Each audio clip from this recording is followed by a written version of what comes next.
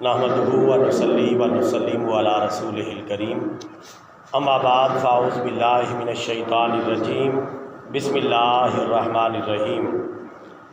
ان اللہ و ملائکتہ یصلون علی النبی یا ایھا الذین آمنوا صلوا علیہ وسلموا تسلیما۔ اللہم صلی علی محمد وعلی آل محمد کما صلیت علی ابراہیم وعلی آل ابراہیم انک حمید مجید۔ اللہم بارک علی محمد وعلی آل محمد کما بارکت علی ابراہیم وعلی آل ابراہیم انک حمید مجید۔ الصلاۃ والسلام علیک یا رسول اللہ، الصلاۃ والسلام علیک یا حبیب اللہ، الصلاۃ والسلام علیک یا رحمۃ للعالمین وعلی آلک واصحابک یا خاتم النبیین۔ واجب الاحترام برادران اسلام، آج کے خطبہ جمعہ کے عنوان کے تحت 7 قرآنی نصیحتیں اور 5 نبوی نصیحتیں آپ کی خدمت میں پیش کرنا چاہتا ہوں۔ 7 قرآنی نصیحتیں اللہ تعالیٰ کا فرمان بھی ہیں اور یہ قرآن پاک میں بھی موجود ہیں، اور 5 نبوی نصیحتیں پیارے نبی صلی اللہ علیہ وسلم کے فرمان عالی شان میں موجود ہیں۔ اس طرح یہ کل 12 نصیحتیں بن گئیں۔ 7 نصیحتیں قرآن سے اور 5 نصیحتیں پیارے نبی صلی اللہ علیہ وسلم کے فرمان سے۔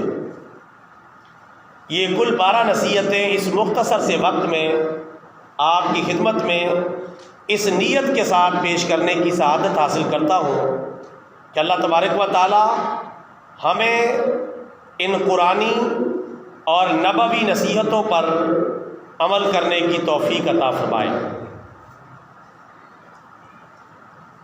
اللہ تبارک و تعالیٰ نے یہ 7 نصیحتیں جو قرآن پاک میں بیان فرمائی ہیں، یہ پارہ نمبر 21 سورہ لقمان کی آیت نمبر 17، آیت نمبر 18 اور آیت نمبر 19 میں یہ نصیحتیں موجود ہیں۔ آیت نمبر 17 میں 4 نصیحتیں ہیں، آیت نمبر 18 میں 2 نصیحتیں ہیں اور آیت نمبر 19 میں 1 نصیحت ہے۔ اس طرح یہ کل 7 نصیحتیں بن گئیں۔ انہیں سنیں اور ان پر عمل کرنے کی سعادت حاصل کریں۔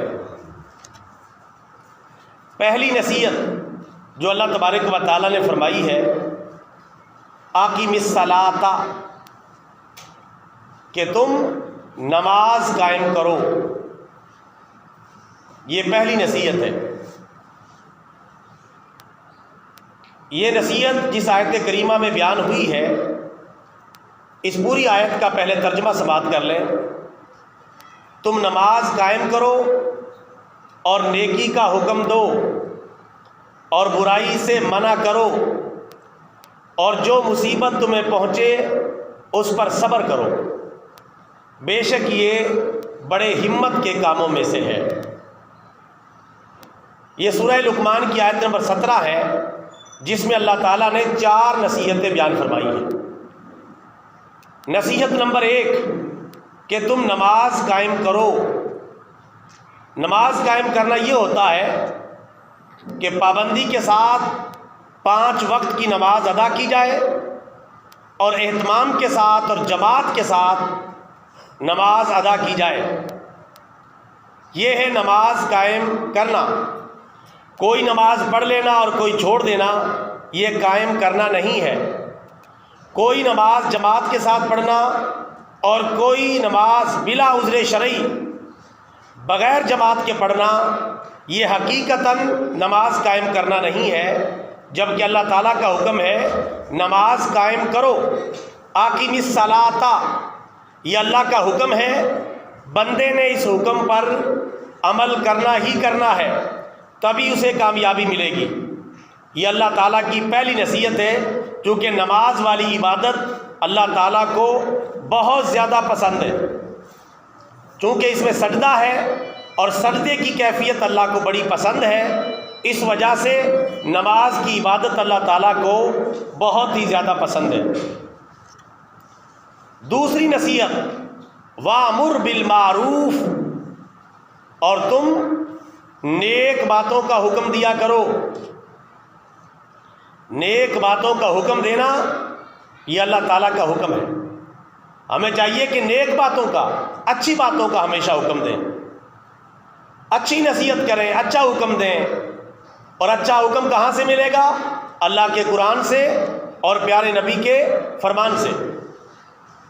تو تم نیکی کا حکم دو، ہم سب پر لازم ہے، اپنی فیملی میں، اپنے دوست و احباب میں، اپنے معاملات میں اور اپنے اہل تعلق میں ہمیشہ نیک بات کا حکم دیں، اچھائی کا حکم دیں اور برائی کا کبھی حکم نہ دیں۔ اس پر عمل کرنا ضروری ہے، یہ اللہ تعالیٰ کی دوسری نصیحت ہے۔ تیسری نصیحت، وَنْہَ عَنِ الْمُنْکَرِ، اور تم برائی سے روکا کرو۔ برائی سے روکنا یہ تیسری نصیحت ہے جو اللہ تعالیٰ نے ہمیں فرمائی ہے۔ برائی سے روکنا ہے، اپنے دائرہ کار میں روکنا ہے، جہاں تک طاقت ہے، قوت ہے، ہمت ہے، وسائل ہے، اتنا برائی سے روکنا ہے، تاکہ برائی معاشرے میں پھیل نہ سکے، پروموٹ نہ ہو سکے، عام نہ ہو سکے، معاشرے کو پراگندہ نہ کر سکے۔ اس لیے فرمایا برائی کو روکا کرو۔ یہ ہر مسلمان کا فریضہ ہے کہ اپنے اپنے دائرہ کار کے اندر رہتے ہوئے برائی کو روکے۔ اور اس کا طریقہ کار کیا ہے اور اس کا دائرہ کار کیا ہے؟ پیارے نبی صلی اللہ علیہ وسلم نے متعین کر دیا ہے۔ صحیح مسلم کی حدیث مبارکہ ہے کہ اگر تم برائی اور گناہ کو دیکھو تو طاقت کے ذریعے روک دو، اگر طاقت نہیں ہے تو پھر زبان کے ذریعے روک دو، اگر زبان کی بھی طاقت نہیں تو پھر دل میں برا جانو، اور یہ ایمان کا کمزور ترین درجہ ہے، صرف دل میں برا جاننا۔ اس کے بعد تو ایمان رائی کے دانے کے برابر بھی نہیں ہے، یعنی ایمان کا صفایا ہے۔ جو بندہ برائی کو برا بھی نہیں سمجھتا وہ اپنے ایمان کی خیر بلائے۔ تو یہ درجے تین، ہاتھ سے برائی کو روکنا، زبان سے روکنا اور دل میں برا جاننا۔ جو بندہ طاقت سے، ہاتھ سے برائی کو روک سکتا ہے، جان بوجھ کے زبان پہ آتا ہے، تو اس سے یہ پوچھا جائے گا کہ تجھے اللہ نے توفیق اور طاقت دی تھی، تو ہاتھ اور طاقت کو چھوڑ کے نچلے درجے پر کیوں آیا اور اللہ تعالیٰ کی نافرمانی کیوں نہیں روکی؟ اسی طرح جو بندہ زبان کے درجے پر ہے، زبان کے درجے پر رہتے ہوئے گناہ کو، برائی کو، اللہ کی نافرمانی کو روک سکتا ہے، لیکن اس نے نہیں روکی، دل کے درجے پر آ گیا، اس سے بھی پوچھا جائے گا کہ جب اللہ نے تمہیں زبان سے روکنے کی طاقت دی تھی تو دل کے درجے پر کیوں آیا؟ اللہ کے عطا کردہ اختیار کو تو نے کیوں استعمال نہیں کیا؟ اس کا جواب اسے دینا پڑے گا اور اسے جواب دہ ٹھہرایا جائے گا۔ لہذا ہم جب بھی برائی کو دیکھیں تو اپنا دائرہ کار چیک کریں اور برائی کے سامنے رکاوٹ بنے، اس کا سد باب کریں، برائی کو پھیلتے ہوئے نہ دیکھیں۔ آج تو یہ برائی کسی کے گھر، کسی کو جو ہے ٹارگٹ کر رہی ہے، یہ برائی پھیلتے پھیلتے یہ ہمارے گھر تک بھی پہنچے گی، ہمیں بھی ٹارگٹ کرے گی، ہماری نسلوں کو بھی بگاڑے گی۔ اس لیے برائی کو وہیں روکے جہاں سے یہ سر اٹھا رہی ہے، ادھر ہی اس کا سر کچلنا ضروری ہے، اپنے اپنے دائرہ کار کے مطابق۔ تو یہ برائی کو روکنے کا درجہ بھی بتا دیا گیا ہے۔ یہ تیسری نصیحت اللہ تعالیٰ نے جو فرمائی ہے۔ چوتھی نصیحت، وَاصْبِرْ عَلَىٰ مَا أَصَابَكَ، کہ جو مصیبت، جو آزمائش، جو تکلیف تمہیں پہنچے اس پر صبر کیا کرو، صبر کرو، صبر سے کام لو، کیونکہ ان اللہ مع الصابرین، بے شک اللہ تعالیٰ صبر کرنے والوں کا دوست ہے، ساتھی ہے۔ صبر کا پھل میٹھا ہوتا ہے اور جلد بازی اور بے صبری کا پھل کڑوا ہوتا ہے۔ صبر سے کام لیں، اگر بندہ صبر سے کام لے گا بہت سے فتنہ و فساد سے بچ جائے گا۔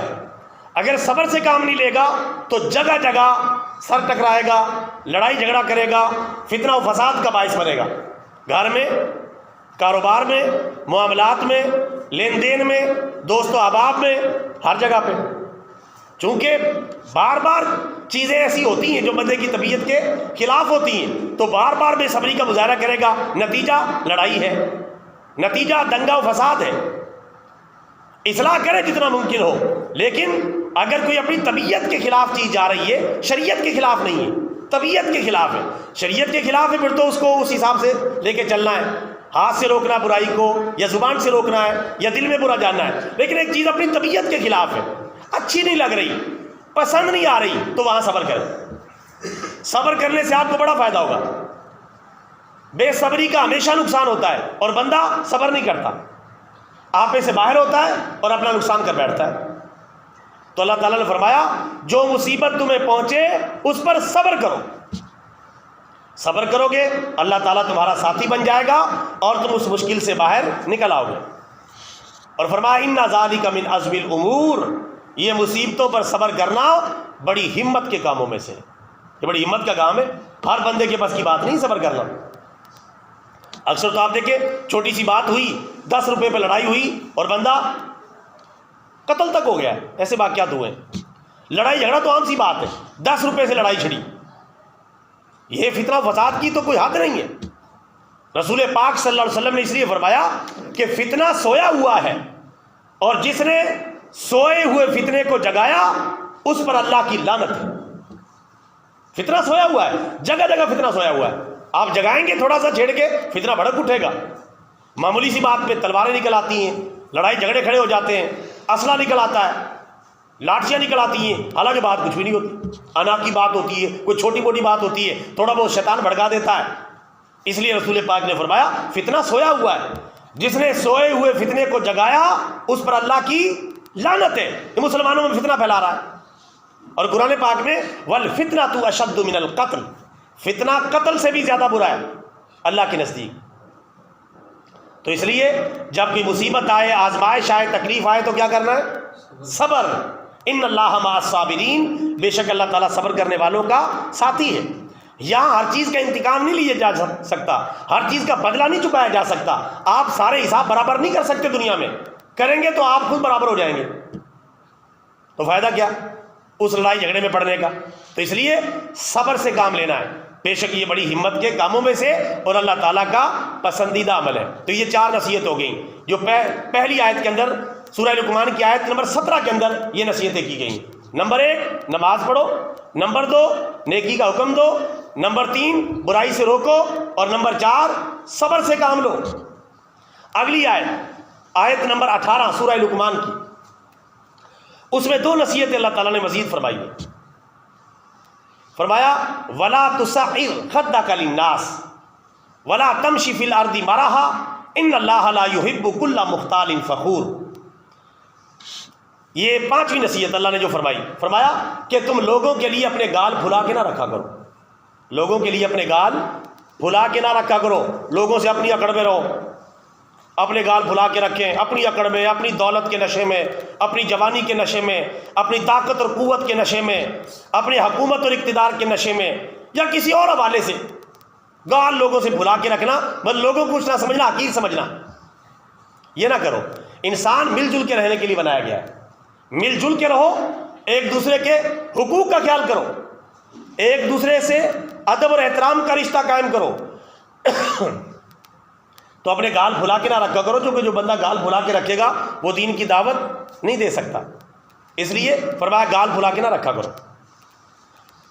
آگے نصیحت نمبر 6 وَلَا تَمْشِ فِي الْأَرْضِ مَرَحًا، اور زمین میں اکڑ اکڑ کے نہ چلا کرو، بے شک اللہ تعالیٰ کسی تکبر کرنے والے اور شیخی مارنے والے کو پسند نہیں کرتا۔ زمین پہ اکڑ کے چلنا، بدماشی دکھانا، غنڈہ گردی دکھانا، بڑھ کے مارنا، جس طرح کہ آج کل کرتے ہیں کئی موقع پر، دوسروں کو نیچا دکھانے کے لیے اسلحہ نکال رہا ہے، بڑھ کے مار دیں، اور خاص طور پہ کوئی ایسا موقع آ جائے تو اونچی اونچی دھمکیاں اور بڑھ کے مارنا، یہ تکبر ہے۔ زمین میں اکڑ کے نہ چل، اللہ کو یہ اکڑ اور تکبر پسند نہیں ہے، اس سے بچ جا۔ تو یہ 6 نصیحتیں ہو گئیں. 7ویں نصیحت آیت نمبر 19 میں وَقْصِدْ فِي مَشْيِكَ وَاغْضُضْ مِنْ صَوْتِكَ إِنَّ أَنْكَرَ الْأَصْوَاتِ لَصَوْتُ الْحَمِيرِ. فرمایا اپنی چال ڈھال میں میانہ روی اختیار کرو اور اپنی آواز کو گفتگو کے دوران پست رکھا کرو، نہ اتنی بلند کہ چیخو پکار بن جائے اور نہ اتنی آہستہ کسی کو سمجھ نہ آئے. اعتدال، چلنے میں بھی اعتدال اور بات چیت میں بھی کیا کریں؟ اعتدال. اعتدال میانہ روی اللہ تعالیٰ کو پسند ہے. چیخو پکار کے بات کرنا دوسرے کو دبانے کے لیے تو یہ اللہ تعالیٰ کا پسندیدہ عمل نہیں ہے. فرمایا کس طرح کی چیخو پکار کرنا؟ تو یہ تو گدھوں کا کام ہے. ان انکر الاصوات لصوت الحمیر، بے شک سب سے بھدی اور گندی آواز اور اونچی آواز تو کس کی ہے؟ گدھے کی. تو اپنا گدھا پن نہ دکھاؤ، اپنا انسان پن دکھاؤ، انسانی رویے اپناؤ، گدھوں والے رویے نہ اپناؤ. تو یہ 7 نصیحتیں اللہ تبارک و تعالیٰ نے قرآن پاک میں فرمائی ہیں. اللہ تعالیٰ ہمیں ان پر عمل کرنے کی توفیق عطا فرمائے. 5 نصیحتیں پیارے نبی کے فرمان سے، کل یہ 12 نصیحتیں بن جائیں گی. 7 قرآنی نصیحتیں اور 5 نبوی نصیحتیں. یہ جو 5 نصیحتیں یہ جامع ترمذی حدیث شریف نمبر 2516 میں یہ حدیث مبارکہ موجود ہے. ایک مرتبہ نو عمر صحابی حضرت عبداللہ بن عباس رضی اللہ تعالیٰ عنہما پیارے نبی صلی اللہ علیہ وسلم نے سواری پر ان کو اپنے پیچھے بٹھایا اور سواری کو خود چلانے لگے اور اس دوران فرمایا اے نوجوان، اے لڑکے، یہ 5 نصیحتیں سنو اور ان پر عمل کرو. نبی پاک صلی اللہ علیہ وسلم کے سمجھانے کا انداز بڑا زبردست ہوتا تھا. پہلے ماحول بناتے تھے پھر نصیحت فرماتے تھے اور فرماتے تھے اگر میں تمہیں نصیحت کروں تو نصیحت کو یاد رکھو گے؟ وہ کہتا یا رسول اللہ یاد رکھوں گا. تو پھر آپ نصیحت فرماتے ماحول بنا کے. تو آپ نے ان کو پیچھے بٹھایا، سواری پر خود بیٹھے اور پھر فرمایا اے لڑکے، ان 5 نصیحتوں کو یاد رکھنا، زندگی بھر تمہارے کام آئیں گی. وہ 5 نصیحتیں کیا ہیں؟ نمبر 1، پیارے نبی صلی اللہ علیہ وسلم نے فرمایا ہمیشہ اللہ تعالیٰ کے احکامات کی حفاظت کرو، اللہ تعالیٰ تمہاری حفاظت کرے گا. اللہ کے احکامات کیا؟ اوامر و نواہی، نماز، روزہ، حج، زکوٰۃ، یہ اللہ کے احکامات ہیں. فرمایا اللہ کے احکامات کی حفاظت کرو، پابندی کرو، ان پر عمل کرو، اللہ تعالیٰ تمہاری حفاظت کرے گا. اور جب اللہ تعالیٰ تمہاری حفاظت کرے گا ظاہر ہے پھر تمہیں کوئی نقصان نہیں پہنچا سکتا. دوسری نصیحت فرمایا کہ اللہ تعالیٰ کے حق کو ادا کرو، اللہ تعالیٰ کے حقوق کی حفاظت کرو. ہر وقت اللہ تعالیٰ کو اپنے سامنے پاؤ گے. اللہ کا حق کیا بندوں پر، اس کا خیال کرو. ایک حدیث مبارکہ میں جو اللہ تعالیٰ کا تم پر حق ہے وہ ادا کرو. اللہ پر یہ حق ہے، اگر تم اللہ کا حق ادا کرو گے اللہ تعالیٰ تمہیں اپنی جنت میں داخل فرما دے گا. اللہ کے حق کو ادا کرو، اس کی حفاظت کرو، ہر وقت اللہ کو اپنے سامنے پاؤ گے اپنی مدد کے لیے. یہ دوسری نصیحت فرمائی. نمبر 3، تیسری نصیحت فرمائی وَإِذَا سَأَلْتَ فَاسْأَلِ اللَّهَ وَإِذَا اسْتَعَنْتَ فَاسْتَعِنْ بِاللَّهِ. جب بھی کسی چیز کا سوال کرو تو اللہ تعالیٰ سے سوال کرو، اور جب بھی تمہیں مدد کی ضرورت ہو تو اللہ تعالیٰ سے مدد مانگو. جب بھی کسی چیز کی ضرورت ہے، جب بھی مدد کی ضرورت ہے تو کہاں رابطہ کرو؟ اللہ تعالیٰ سے رابطہ کرو. وہ چیز بھی مل جائے گی، مدد بھی میسر آ جائے گی، اللہ بھی راضی ہو جائے گا اور تمہارا مسئلہ بھی حل ہو جائے گا. اللہ بھی راضی ہوتا ہے کہ میرا بندہ مصیبت پڑنے پر، چیز نہ ملنے پر، مدد طلب کرنے پر میرا محتاج ہے، مجھ سے رابطے میں ہے اور اس نے پہلا رابطہ مجھ سے کیا ہے. میرا بندہ جانتا ہے کہ میرا رب ہی مجھے دے سکتا ہے اور کوئی نہیں دے سکتا. میرا رب ہی اصل میری دستگیری اور مدد کر سکتا ہے اور کوئی ایسی مدد اور دستگیری نہیں کر سکتا. اللہ خوش ہوتا ہے، اس کے سارے مسئلے حل ہو جاتے ہیں. لیکن جب بندہ ادھر ادھر بھاگتا ہے، ساری ٹکرے مار کے پھر اللہ کی طرف آتا ہے، اللہ فرماتا اب نہیں، ادھر ادھر حالات دیکھ کے آئے ہو، ٹکرے مار کے آئے ہو، میرے اوپر تو تیرا اعتبار ہی نہیں تھا، میرے اوپر تو تیرا اعتماد ہی نہیں تھا. کون سا کام ہے جو میں نہیں کر سکتا؟ کون سی چیز ہے جو میں نہیں دے سکتا؟ کون سی مدد ہے جو میں تیری نہیں کر سکتا؟ تو پھر دائیں بائیں کیوں بھاگا؟ ادھر ادھر کیوں بھاگا؟ اسی وجہ سے اکثر لوگوں کی کام نہیں ہوتے. چھوٹی چھوٹی سی بات ہے، اس جعلی پیر کے پاس، اس جعلی بابے کے پاس، اس عامل کے پاس، اس نجومی کے پاس، اس جن نکالنے والے کے پاس، اس جن چڑھانے والے کے پاس، ہر طرح کے دستیاب ہیں. جن نکالنے والے، جن چڑھانے والے، سب فراڈی ٹولہ ہے. یہ پورا فراڈی ٹبر ہے. فراڈی، اس کو جن چڑھا دیے، اس کو نکال دیے، یہ سارا ایک ڈھونگ بنا ہوا ہے. ان کے پاس ہم بھاگتے ہیں.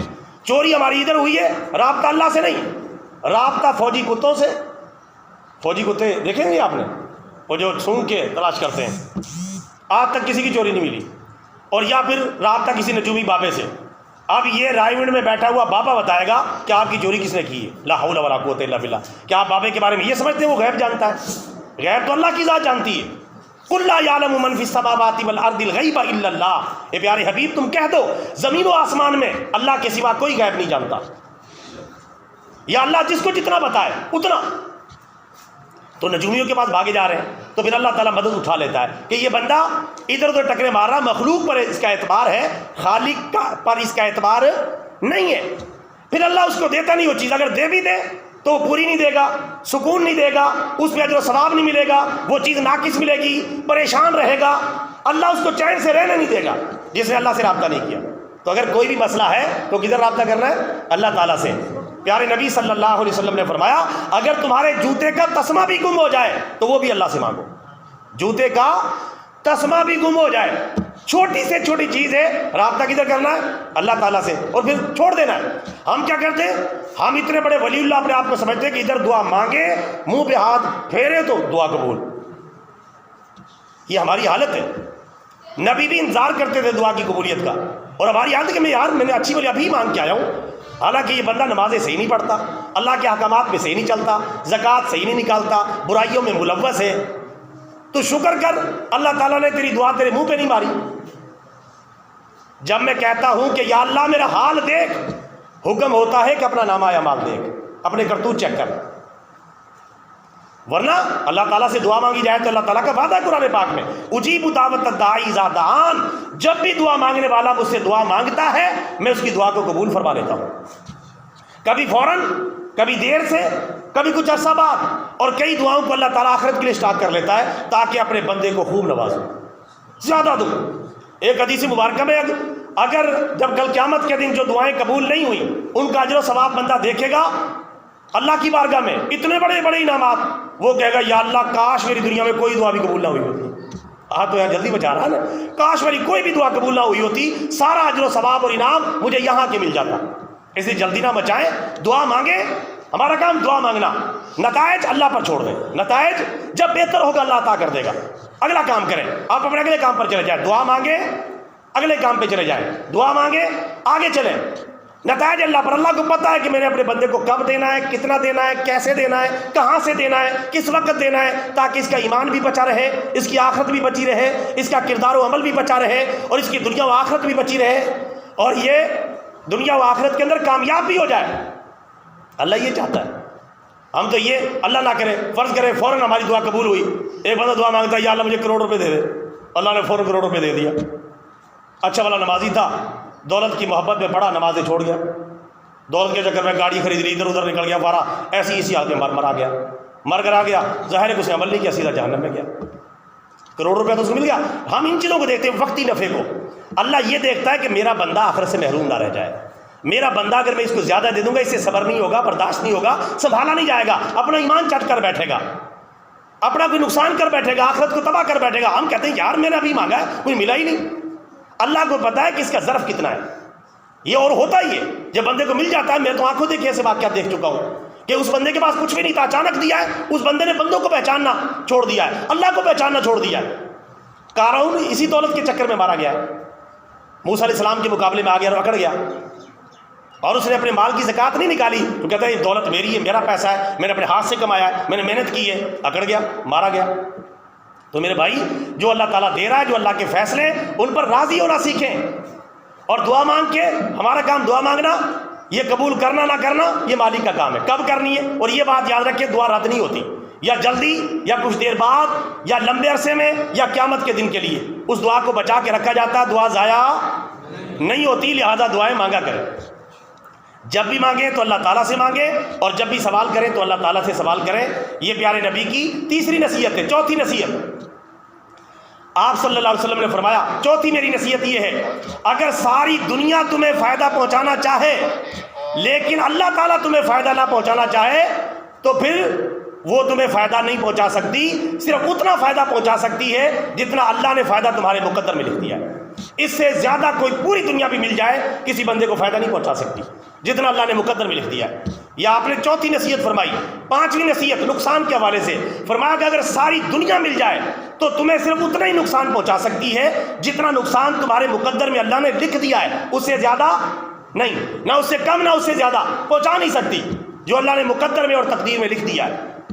لہذا نفع نقصان کا معاملہ کلیئر ہو گیا کہ فائدہ کتنا ملے گا اور نقصان کتنا پہنچے گا، اس کے فیصلے ہو چکے ہیں اور اللہ تعالیٰ یہ فیصلے فرما چکا ہے. اپنا ذہن بڑا کریں، اپنے آپ کو جو ہے اوپر لے کے آئیں. چڑیوں کی طرح دانوں پہ گرتا ہے کس لیے، پرواز رکھ بلند کہ بن جائے تو عقاب. عقاب بن، شاہین بن. چڑیوں کی طرح کبھی ادھر گر گیا، کبھی ادھر گر گیا، کبھی ادھر گر گیا. شاہین بن، پرواز بلند رکھ. اللہ تعالیٰ شکار بھی عطا کرے گا اور دنیا و آخرت کی پرواز بھی عطا کرے گا. اپنی پرواز بلند رکھنے کی ضرورت ہے. اور ہمارا تو یہ حال ہے، اگر ہتھیلی پہ تھوڑی سی خارش ہو گئی، آج مال کہیں سے آئے گا. آنکھ کی پتلی پھڑک اٹھی تو یہ کوئی میرے خلاف سازش کر رہا ہے، آپ پتہ نہیں کیا کہتے ہیں. اسی طرح حالانکہ یہ سب جھوٹ ہے. آنکھ کی پتلی میں ہوا بھر جاتی ہے اس لیے پھڑکتی ہے وہ. یہ ویسے ہی قدرتی طور پہ، ایک میڈیکلی طور پہ یہ ہو جاتی ہے ہاتھوں میں کھجلی. یا عورتیں روٹی پکا رہی ہیں، روٹی کا توا الٹا، پیچھے وہ چنگاریاں سی آنی شروع ہو جاتی ہیں تو کوئی نہ کوئی بات کر دیں گی، آج کوئی ہماری چغل خوری کر رہا ہے یا پتہ نہیں کیا کر رہا ہے. کوا مڈیر پر آ کے بیٹھ گیا، آج کوئی آنے والا ہے. کوا کہتا میں جانے والا نہیں، مجھے کچھ دے دو جو دینا ہے. وہ کہتے کوئی آنے والا ہے. تو اس طرح کی بہت، اگر کالی بلی آگے سے نکل گئی، لو جی اب کالی بلی نکل گئی، میرا تو بڑا گرک ہو گیا. اگر کوئی گھر سے نکلے اور الٹی جوتی ہو گئی، جوتی الٹی ہو گئی، اوہو، جوتی کو الٹی ہو جائے نا، کئی جگہ میں نے دیکھا ہے جوتی الٹی ہو جائے اس کو سیدھا کرنے کے لیے ایسے دوڑتے، ایسے نماز پڑھنے کے لیے دوڑتے، جیسے او بھائی جوتی الٹی ہوئی، کچھ بھی نہیں ہوا، پڑھی رہنے دے الٹی، کچھ بھی نہیں ہوتا. ہاں ویسے اخلاق و آداب سیدھی کر رہے ہیں، کوئی گناہ ثواب کا مسئلہ نہیں ہے. یہ ایسے بھاگ کے اس کو سیدھی کر رہے ہیں، بھاگ کیسے نماز پڑھا کر جو کام کرنے والا سیدھی کر دے، وہ اخلاق کا تقاضا ہے، کوئی ثواب عذاب کا کام نہیں ہے. جوتی الٹی ہو گئی، سیدھی ہو گئی، اس کو میں نے دیکھا بڑے لوگ بھاگ کے، اور وہ نہیں کریں گے. اور 11ویں شریف کا پورا دھیان ہے کہ 11ویں کس دن آ رہی ہے، نماز ایک نہیں پڑھتے. 11ویں شریف کس دن آ رہی ہے، آپ 10 تاریخ کے دن 10واں رات 11ویں لنگر کھیر خوب کھائیں گے، نماز ایک نہیں پڑھیں گے. یہ تو ہمارا حال ہے. یعنی ہم خود، اور اگر کوئی مسئلہ بڑھ گیا تو کالا بکرا ڈھونڈو بھائی، کالا بکرا. کالے بکرے سے بلاؤں کے ٹلنے کا کوئی تعلق نہیں. وہ کالا بکرا بیچارہ، اس کی شامت آ گئی ہے. کوئی کالے بکرے سے آپ نے صدقہ دینا، کالا دے دیں، چٹا دے دیں، کوئی بھی رنگ کا دے دیں، ڈب کھڑپا دے دیں، کوئی بھی دے دیں، صدقے سے انشاءاللہ بلائیں ٹلتی ہیں، اس میں کوئی شک نہیں. لیکن کالے بکرے کی کالی سری، کالا بکرا، یہ سب جادوگروں کے ڈھکوسلے ہیں اور یہ سب نجومیوں کی کارستانیاں ہیں. ان کا حقیقت سے کوئی تعلق نہیں. اور اب تو جہالت ہماری اللہ معاف دے. یہاں پہنچ جائیے کہ کلو گوشت لیا، آدھا کلو گوشت لیا، اس کو تھیلے میں باندھا، پوٹلی میں باندھا، قبرستان میں پھینکا ہے، قبرستان میں لٹکا دیا، روئی کے اوپر پھینکا ہے، جنگل میں پھینکا ہے. اور ساتھ اس خبیث نے، اس جاہل نے یہ بھی کہا ہوا ہے پیچھے مڑ کے نہیں دیکھنا، سیدھا ہی بھاگنا. پیچھے مڑ کے دیکھنا تو ہو سکتا ہے وہ گوشت بکرے میں تبدیل ہو گیا ہو، آپ کو ٹکر مار دے. ایسے جھوٹ اللہ معافی. گوشت جو ضائع کیا حرام ہے، کبیرہ گناہ کے ارتکاب ہے. جو اللہ نے نعمت دی ہے اس کو ضائع کیا ہے. اور ظالم کسی غریب آدمی کو دیتا، کسی بیوہ کو دیتا، کسی مستحق کو دیتا، وہ کھاتا، تیرے لیے دعا کرتا، تیرا مسئلہ حل ہو جاتا. اس آدھا کلو گوشت کو، سری کو تو جنگل میں پھینک کے آ گیا، قبرستان میں پھینک کے آ گیا. یہ سب بغیرتی پھیلائی ہے جادوگروں نے، نجومیوں نے، اور یہ جعلی عامل بابوں نے، اور ہم ان کے پیچھے چل رہے ہیں. تو اس طرح کی جہالتوں سے اپنے آپ کو بچائیں گے نہیں بچائیں گے انشاءاللہ. اب دیکھو ہمیں برکت کی ضرورت ہے، ہماری عقل یہاں تک ماری ہوئی ہے. ہمیں اگر برکت کی ضرورت ہے تو اپنے گھر میں سورہ یاسین پڑھوائیں. اگر آپ کا کاروبار نہیں چل رہا تو سورہ واقعہ پڑھوائیں، الحمدللہ آپ کا کاروبار چلے گا. اگر آپ کو آخرت کی فکر ہے سورہ ملک کی تلاوت کریں. اگر گھر میں اگر کوئی جنات کا مسئلہ ہے، کوئی اس طرح کا پھڈا پڑ ہی گیا ہے، پہلے تو یہ 95% فراڈ ہوتا ہے. جن کسی کو چمٹ گئے، چڑھ گئے، یہ 95% فراڈ ہے. کوئی نہ کوئی پیچھے چکر ہوتا ہے، مفاد ہوتا ہے، کسی سے انتقام لینا ہوتا ہے، کسی سے بدلہ لینا ہوتا ہے. وہ جن چڑھا کے لیتے ہیں، وہ جن چڑھا کے موڈ سا بنا ہوگا، کسی کو تھپڑ جڑ دیا، سارا دن پڑے رہے. یہ سب ڈرامے بازیاں ہیں. 95% یہ ڈرامے بازی ہے، بلکہ میں 98% کہہ سکتا ہوں. 98% یہ ڈرامے بازی ہے، جھوٹ ہے، کچھ بھی نہیں ہوتا، ایک ڈرامہ ہوتا ہے. لیکن 2% امکان ہے کسی کو ایسا ہو گیا ہو. وہ بھی تب ہوتا ہے جب کوئی الٹا سیدھا بندہ کام کرے، ناپاک رہتا ہے، یا ہڈی سے استنجا کرے، گوبر سے استنجا کرے، اس طرح کی چیزوں کو استعمال کرے، یا واش روم میں بغیر دعا کے جاتا آتا ہے. ایسے بندے کو بعض اوقات جن نقصان پہنچا دیتے ہیں، ان کا علاج موجود ہے۔ عام طور پہ یہ جو چل رہا ہے، اس کو جن چمڑ گئے، اس کو چمڑ گئے، اس کو پڑ گئے، اس کو پڑ گئے، سب جھوٹ۔ کوئی نہ کوئی مطلب منصوبہ پیچھے ہوتا ہے، اس کے لیے وہ سارا ڈرامہ چل رہا ہوتا ہے، اور وہ مطلب ختم، مقصد ختم، ڈرامہ ختم۔ میرا خود ایک ساتھی، میرا دوست تھا، میرا کلاس فیلو تھا، اس کو میرے پاس بیٹھے بیٹھے جن چمڑ جاتے تھے، میں اس کو اوپر تو پوچھتا رہتا تھا، بیٹھے بیٹھے میں اور وہ دونوں تربوز کھا رہے، اس کا تھا جن چمٹے، وہ ایسے سانپ کی طرح چارپائی کو چکر کاٹ لیتا تھا۔ اور اب وہ آج کل اللہ کا شکر ہے وہی بندہ جن کو جن چمٹے ہوتے تھے، ہم اس کو اس وقت بھی کہتے تھے آپ ڈرامہ نہ کریں، لیکن وہ اتنے طریقے سے ڈرامہ کرتا تھا، ہمیں بھی چکرا دیتا تھا۔ اب وہ بندہ شال کوٹ کے علاقے کے اندر باقاعدہ جن نکال رہا ہے، آپ بڑا پیر بڑا کے بیٹھا ہوا ہے۔ میں اس کو ابھی کیا ایک دن ملا، میں کہ وہ کیا بنا جو آپ کو خود جن چمٹے ہوتے تھے؟ وہاں سے پڑھتا کوئی جواب نہیں ہوتا۔ تو میرے بھائیوں، ان جہالتوں میں ہم پڑے ہوئے ہیں، ان سے باہر نکلیں۔ میں اصل ایک مسئلہ عرض کر رہا تھا، آخری بات، وہ آخری بات یہ کہ ہمیں برکت کی ضرورت ہے، تو گھر میں کیا پڑھوائیں؟ سورہ یاسین۔ گھر میں جنات آ گئے، آصائب آ گئے، کسی نے کچھ کر دیا ہے، کالا پیلا کوئی تعویذ کر دیا، ایک دم کالے جادو سے بڑے ڈرتے ہیں، کالا جادو۔ اور کالا جادو کچھ نہیں ہوتا، جادو جادو ہوتا، بس کالا پیلا نیلا یہ کوئی جادو نہیں ہوتا بھئی، کالا ہے کالا، اور جادو ہوتا ہی کالا ہے۔ کالا کا مطلب گندا، برا۔ کوئی اسلام کے آگے کوئی جادو نہیں ٹھہر سکتا، نہ کالا نہ پیلا نہ لیلا، کوئی جادو نہیں ٹھہر سکتا۔ اسلام کے اندر یہ پاور ہے، ہمارے پیارے نبی نے یہ طریقے بتا دیے ہیں، کسی جادو جادو سے ڈرنے کی ضرورت نہیں ہے۔ اگر جادو کا کوئی گھر میں اثر محسوس ہو رہا آپ کو، واقعی کچھ ایسا ہے، سورہ بقرہ کی تلاوت کروائیں۔ نبی پاک کا فرمان ہے، اپنے گھر میں سورہ بقرہ کی تلاوت کروائیں، انشاءاللہ ہر قسم کے اثر کا صفایا ہو جائے گا، اور جو نقصان پہنچانے کی کوشش کرے گا اللہ تبارک و تعالیٰ اسے جو ہے صحیح جگہ پہ پہنچا دے گا جہاں وہ پہنچنے کے لائق ہے۔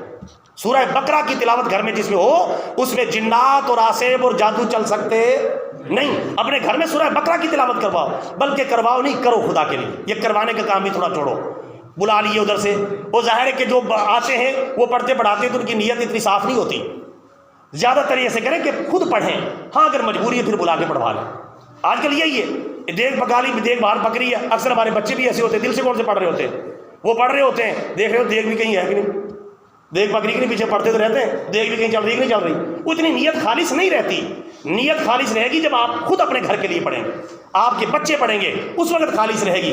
ہاں اگر مجبوری ہے تو پڑھوایا جا سکتا ہے، جائز ہے، میں منع نہیں کر رہا، لیکن میں کہہ رہا ہوں اتنا اخلاص نہیں ہوتا۔ اخلاص اتنا ہوتا ہے جو اپنے لیے ہو۔ یہ طریقہ کار ہے گھر میں خیر و برکت حاصل کرنے کا۔ اور ہم کس طرح خیر و برکت حاصل کر رہے ہیں یہ میں دکھاتا ہوں آپ کو۔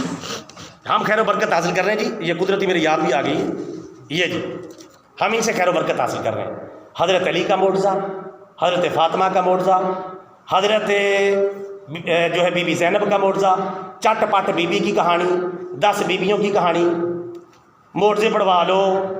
آج کل بڑا رواج ہے، عورتوں میں زیادہ ہے، شاید آپ نہ سمجھیں، یہ میرے ایک نمونہ رکھا ہوا ہے ادھر، معجزے پڑھوا لو۔ ہم تو آج معجزہ پڑھوا رہے ہیں، یہ پکی جہالت کی علامت ہے۔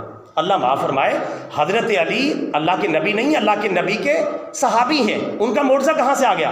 معجزے تو اللہ کے نبیوں کے ہوتے ہیں۔ حضرت فاطمہ ہمارے سر کا تاج ہیں، ہمیں ان سے بہت زیادہ محبت ہے، لیکن حضرت فاطمہ کا کوئی معجزہ نہیں ہوتا۔ حضرت زینب جو ہمارے لیے بہت زیادہ قابل احترام ہے، ہمارے لیے ہمارے سر کا تاج ہیں، لیکن ان کا معجزہ کہاں سے آ گیا؟ اور چٹ پٹ بی بی کی کہانی، 10 بی بی کی کہانی، کہانیاں کی لکھی ہیں؟ کسی سنارے کی کہانی لکھی ہوئی ہے کہ کبوتر نے ہار اٹھایا، وہ ہار ادھر گر گیا، اس کو مل گیا، وہ ساری بیویاں بڑے ادب سے بیٹھ کے پڑھ رہی ہیں۔ خاک برکت ہوگی، اللہ کے قرآن کو چھوڑا ہوا ہے، سورہ واقعہ کو چھوڑا ہوا ہے، سورہ ملک کو چھوڑا ہوا ہے، اور سورہ بقرہ کو چھوڑا ہوا ہے۔ وہ قرآن کے ہوتے ہوئے ان جہالتوں سے برکت حاصل کرنا، افسوس صد افسوس، انا للہ و انا الیہ راجعون۔ سارے پڑھ لے، لا حول ولا قوت الا باللہ، پڑھ لے۔ اللہ تعالیٰ میں عقل دے۔ اللہ کا قرآن ہوتے ہوئے معجزے پڑھوا رہے، جھوٹے معجزے، جھوٹی کہانیاں۔ برکت ہوگی وہاں اور نحوست آئے گی جہاں جہالت پھیل رہی ہے۔